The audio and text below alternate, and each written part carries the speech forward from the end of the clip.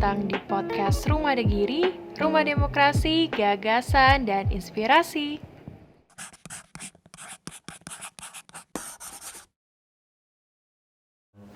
Halo podcast Rumah Degiri, hari ini saya berada di tempat pembuatan aplikasi AR bersama dengan Mas Hilman. Halo Mas Hilman. Halo Mbak. Oke.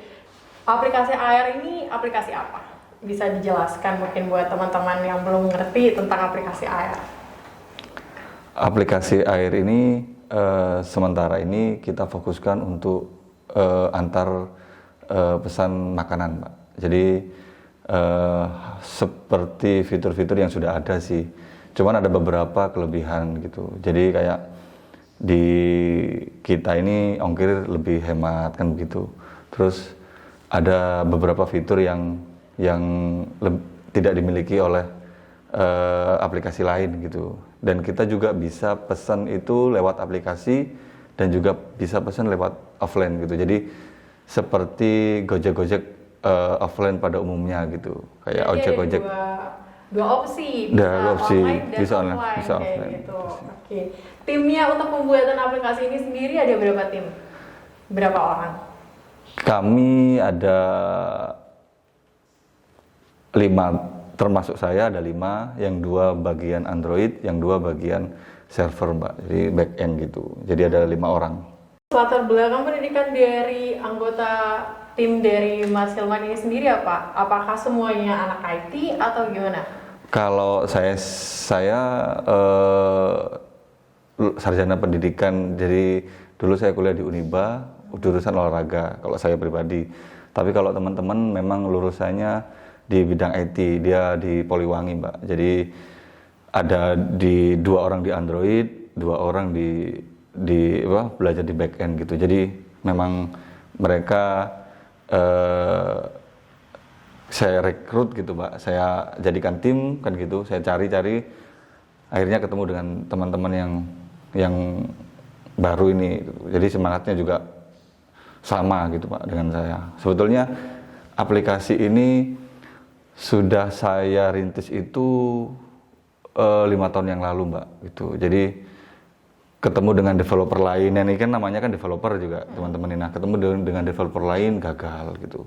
Jadi ketemu lagi gagal. Jadi hanya cukup sampai di desain, ada yang cuma sampai di login, ada uang sudah keluar, waktu sudah keluar. Jadi perjalanannya panjang. Akhirnya ketemu dengan sekitar 6 bulan yang lalu ketemu dengan teman-teman ini gitu. Berarti benar-benar penyempurnaan aplikasi ini baru 6 bulan yang lalu? Baru 6 bulan yang lalu. Oke. Dan ini semua yang membuat itu adalah anak-anak Banyuwangi ya kan? Anak-anak Banyuwangi. Banyuwangi semua. Itu Poliwangi udah lulus semua atau masih sementara kuliah? Sudah lulus, Mbak. Baru lulus teman-teman.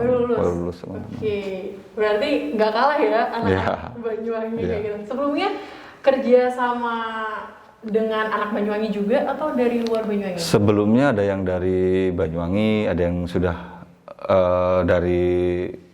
ada anak rantau juga ada. Jadi ada beberapa yang ngakhir istilahnya yang tak pikirkan di awal bahwa di Banyuwangi belum mampu bikin sesuatu yang seperti ini kan gitu. Akhirnya cari yang pengalaman ternyata tidak sesuai dengan harapan gitu, Pak. Bisa 1 tahun tidak jadi dan berjalannya gitu. Akhirnya ketemu dengan teman-teman ini. Oke.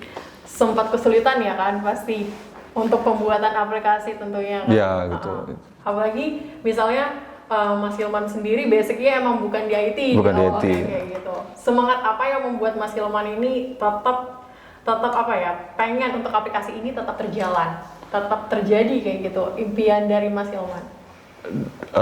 Dulu, Mbak, aku kan pernah waktu lulus kuliah aku pernah di Surabaya nih, Mbak.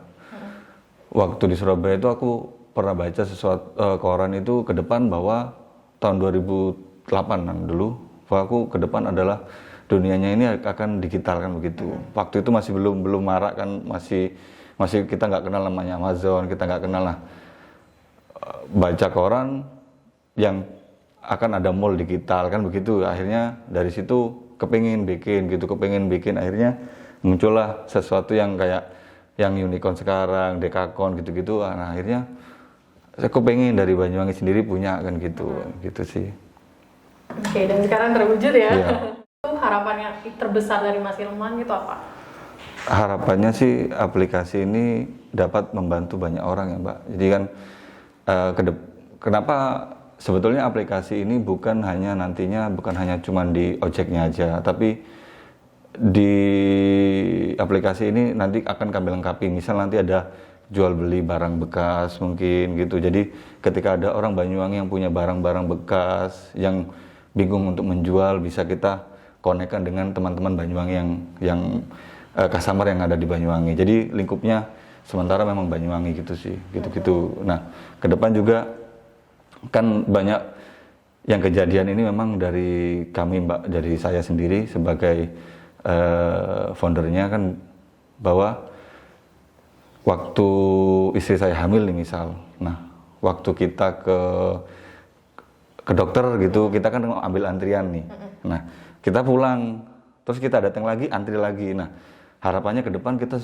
bisa memecahkan solusi itu, jadi tinggal pesan mau ke dokter A misal, jadi tinggal dari aplikasi aja gitu, jadi tidak perlu, apalagi ini di tahun pandemi ya, jadi ini nantinya bisa jadi solusi gitu lah, bisa membantu banyak orang gitu, dan aplikasinya free gitu, istilahnya bisa diakses dengan free gitu.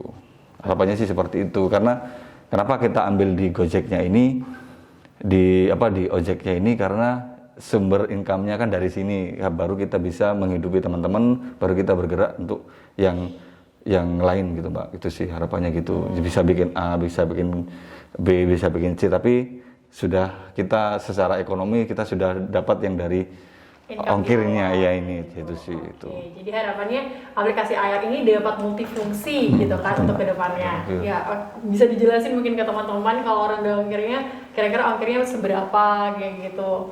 Yang membedakan antara aplikasi AR sama aplikasi lainnya.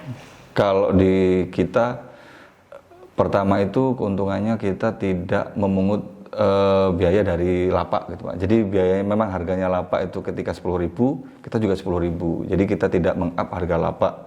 Jadi memang murni dari lapak gitu. Kedua, untuk harga ongkirnya standarnya kita itu 2 kilo itu 7.000. Jadi setelah 3 kilo nanti ada penambahan setelah 2 kilo ada penambahan 1.500 per kilonya. Jadi misal pakainya 3 kilo berarti 8.500 kan gitu. Nah itu belum, ke depan masih kita godok supaya benar-benar yang tidak merugikan masyarakat dan tidak merugikan kita ini, dan juga tidak merugikan drivernya gitu. Ini berapa yang paling pas gitu kan. Oke, berarti tidak ada pemotongan dari pihak restorannya atau itunya ada. Ya. Oke, kalau biasanya kan aplikasi yang lain itu dipotong per item makanan. Per item, ya, 20%, biasa rata-rata 20-25%. Iya, 20%. Jadi biasanya harganya yang dari tempatnya 17.000 di-up sampai 20.000 kayak gitu, biar nggak ngerugi gitu. Jadi di aplikasi AR itu tidak ada pemotongan dari item makanannya kayak gitu. Cuman dibebankan ongkir aja kayak gitu, dengan ongkir yang murah tentunya. Sisa pembayarannya gimana? Sementara kita masih tunai Mbak. Oh, berarti ya masih tunai. Okay. Cuman ke depan jelas kita kepengen bikin sesuatu yang memudahkan. Banyak sih teman-teman yang sudah install itu bisa nggak bayar kita secara digital gitu kan, secara pakai pay gitu. Kita masih belum bisa karena kita kan baru. Karena kan kalau kita menunggu sempurna kita nggak bakal jalan-jalan kan gitu Pak. Ya, jadi kalau aplikasi pun yang sudah ada, mereka dulu ya dari kecil udah pelan-pelan akhirnya dia punya sesuatu yang fitur berbayar sendiri, fitur yang dulu kan nggak ada kan gitu-gitu sih, kita pelan-pelan aja gitu. Yang penting ada progres di situ. Iya benar banget, soalnya aplikasi yang lain juga itu dari awal tidak langsung sempurna kayak gitu kan.